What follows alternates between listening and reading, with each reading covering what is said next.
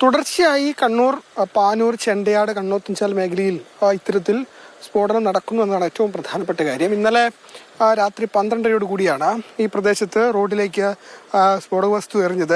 അതിൻ്റെ അവശിഷ്ടങ്ങൾ നമുക്ക് കാണാൻ കഴിയുന്നുണ്ട്. 2 തവണ എറിഞ്ഞിട്ടുണ്ട്. 2 തവണ ഉഗ്ര ശബ്ദം കേട്ടു എന്നതാണ് നാട്ടുകാർ, ഈ പരിസരവാസികളൊക്കെ തന്നെ പറയുന്നത്. ഏതായാലും ഇതിന് പിന്നിൽ ആരാണെന്ന് സംബന്ധിച്ചുള്ള വിശദമായ അന്വേഷണം പോലീസ് നടത്തുന്നുണ്ട്. 2 ദിവസം മുമ്പ് സമാനമായ രീതിയിൽ ഈ വീടിന് തൊട്ടപ്പുറത്തുള്ള ഒരു ഒഴിഞ്ഞ ഇടത്ത് പകൽ സമയം, അതായത് വൈകുന്നേരം 3 മണിക്ക് സ്ഫോടനം നടത്തിയിരുന്നു. ഇന്നലെ രാത്രി 12 മണിക്ക് ശേഷമാണ് 2 സ്ഫോടനങ്ങളാണ് നടന്നിട്ടുള്ളത്. അപ്പോൾ ഇതിനു മുമ്പേ 3-ാം തീയതി പകൽ സമയത്ത് ഒരു 3 മണിയോടെ ഇതിൻ്റെ പുറകിലുള്ള കുന്നിൽ ഒരു സ്ഫോടനം നടന്നതായിട്ട് വിവരം കിട്ടിയിട്ടുണ്ട്. അപ്പോൾ ഒരു 4 മാസങ്ങൾക്ക് മുമ്പേ ഇതേ സ്ഥലത്ത് തന്നെ ഒരു സ്ഫോടനം ഇവിടെ നടന്നിട്ടുണ്ട്.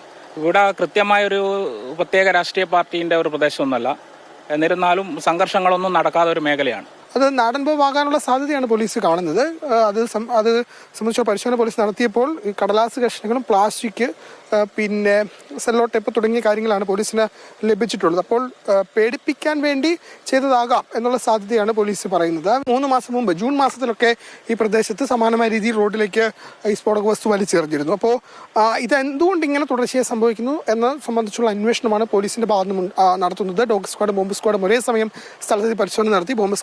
ബോംബ് സ്ക്വാഡും ഡോഗ് സ്ക്വാഡുമാണ്. അതിൽ ഈ നായ പലയിടങ്ങളിലേക്കും ഓടിയിട്ടുണ്ട്, ഒഴിഞ്ഞ പ്രദേശങ്ങളിലേക്കൊക്കെ ഓടിപ്പോയിട്ടുണ്ട്. അപ്പോൾ അവിടെയൊക്കെ തന്നെ പരിശോധന പോലീസ് നടത്തി. പക്ഷേ ഒന്നും തന്നെ കണ്ടെത്താൻ കഴിഞ്ഞിട്ടില്ല. ഏതായാലും ഇത് സംബന്ധിച്ച് എന്താണ് കാരണം, ഇത്തരം ഒരു മേഖലയിൽ സമാധാന അന്തരീക്ഷം കുറെ നാളായി നിലനിൽക്കുന്ന ഒരു പ്രദേശത്ത് എന്തുകൊണ്ട് ഇത് സംഭവിച്ചിരിക്കുന്നു എന്ന് സംബന്ധിച്ചുള്ള അന്വേഷണമാണ് ഇപ്പോൾ പോലീസിന്റെ ഭാഗത്തുനിന്നും, പാനൂർ പോലീസിന്റെ ഭാഗത്തുനിന്നും വിശദമായി നടക്കുന്നത്.